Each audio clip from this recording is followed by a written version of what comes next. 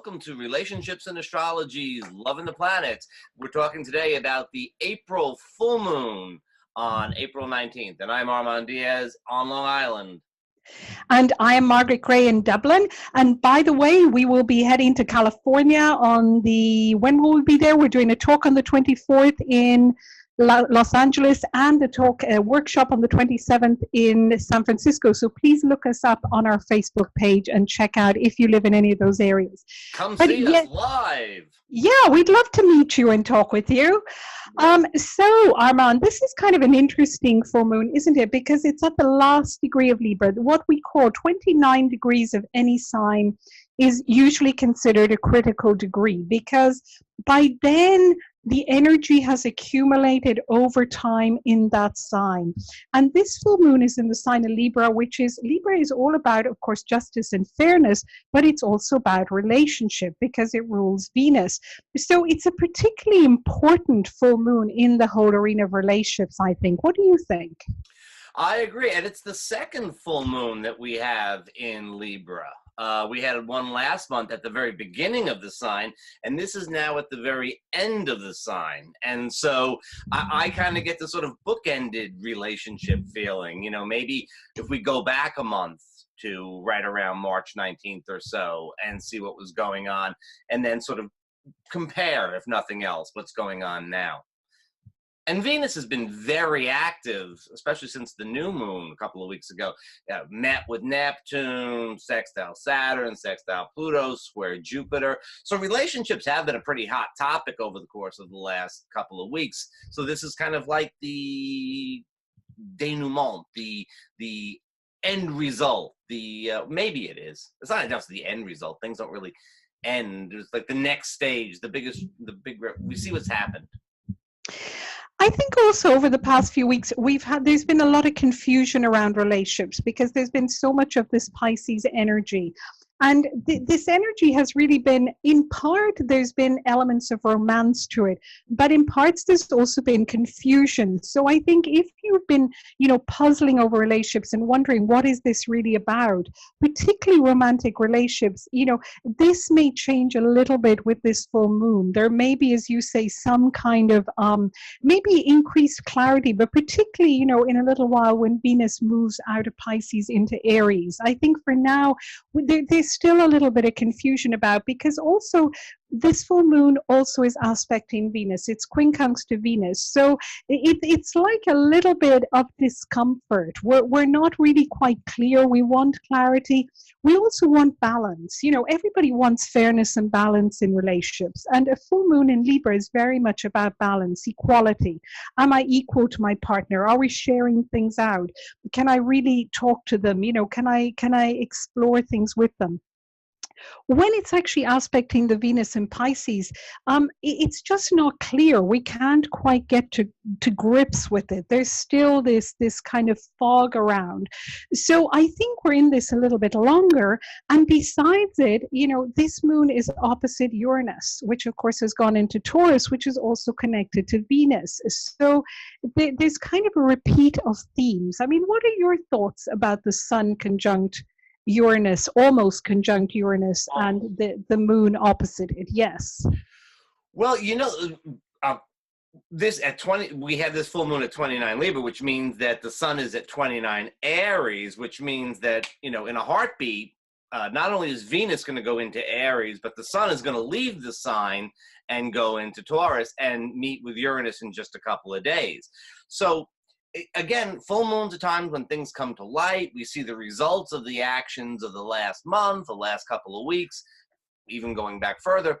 And we have that Uranus. To me, that's just like, that reinforces the fact that we see what's going on. And Venus also, too, gets out of Pisces and moves into Aries. So that's, again, it's much more active. So it's like things come to light, we see what's going on, and we're ready to act on them. That quincunx, the moon quincunx to Venus, good call, Margaret, because, we do want that balance. We do want to know what's going on. And I feel right at the moment of that full moon with Venus in Pisces, sometimes we can get a little bit kind of like, Venus is supposed to be so great in Pisces, and it is a big compassionate thing. But I think that maybe at 29 Pisces, there could be that sense of hopelessness that, it's the last little gasp of this Piscean energy.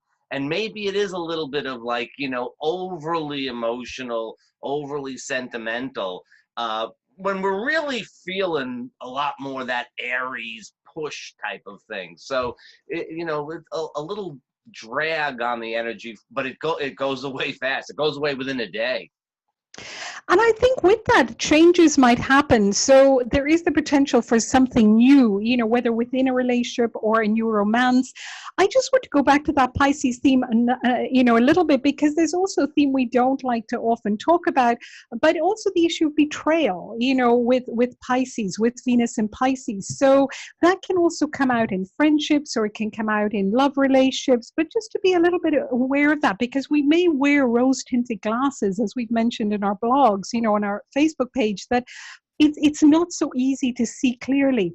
But once, as you say, the sun then, is conjunct Uranus, which is very shortly, I think some of that, and once Venus moves into Aries, we're going to get a lot more clarity. So that's the point at which we might look back and think, gosh, something that maybe came to, a culmination with this full moon, now I can understand it. So be patient, because it might take a couple of days for the clarity to come.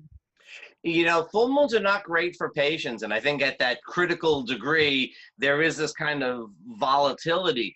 But I do think that you're right. Within a couple of days, things get much more clear and much more active. So it's hard to hold on at the full moon, but it's typically not a great time to make decisions. It's more a time when things happen. So we've got, it's going to be active. And if it feels a little, what's your great word, ouchy, if it feels a little ouchy at the moment with Venus hanging out at that 29 degrees, sort of stirring up all that Piscean stuff, which Chiron will spend the better part of the winter doing for us, it's going to change, and it's going to change, within hours. Venus just leaves and goes into Aries, and we've got a big change on tap. You can already see it at this full moon. Which I think we're all going to feel a lot of relief, and particularly for anybody who has personal planets in Libra or in Aries or in Capricorn or in Cancer, I think you're going to particularly feel a sense of relief, or if your partners have. Now, just to mention also, you mentioned Chiron and ouchy stuff, and Mercury is almost conjunct Chiron in Aries. So to be a little bit careful around communication, because without meaning to do so, we may blurt out things that might be a little more, have an edge to them than we actually intended. So just to go a little easy around this full moon with whatever you have to say, maybe to wait until that Mercury has passed by the Chiron. It can be good for some home truths, and it might be some inner realizations, about ourselves and how we are with others, because ultimately it all comes back to ourselves. But just to be careful that we may not be so tactful with others, and also maybe not so tactful with ourselves. So just to remember some self-compassion, some self-kindness. These are not easy times. They're not easy times for us as individuals. They're not easy times for us in relationship, because we've got the background node of the Saturn-Pluto conjunction that won't actually come together and be exact until next January, but it's there as that background node of a sense of a rumbling, a sense of a little earthquake happening around our key structures, which are really our foundations. So our sense of security is really being rattled a little bit in the background, whether we're aware of it or not. a little bit in the background, or it's an earthquake. And you feel the rumblings. The animals all get quiet beforehand. It is that type of thing. It is an important background type of thing that it's all year long. It's constant. And I think we look for security in relationships, and this is not a time when security is easy to come by. It's really a time when it's about relying on ourselves, isn't it? And I think that Sun Uranus is reminding us of our inner strength, our inner resilience. And the North Node in Cancer reminds us of self-compassion, self-love, self-nurturing. And I think those are really the anchors for us at the moment. They are. And if whatever comes up at this full moon, next full moon is going to be at like 28 degrees of Scorpio. So enjoy this one.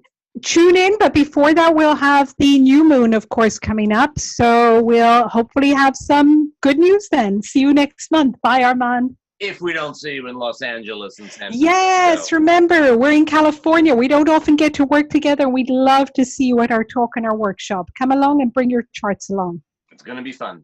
See you, Margaret. Bye-bye.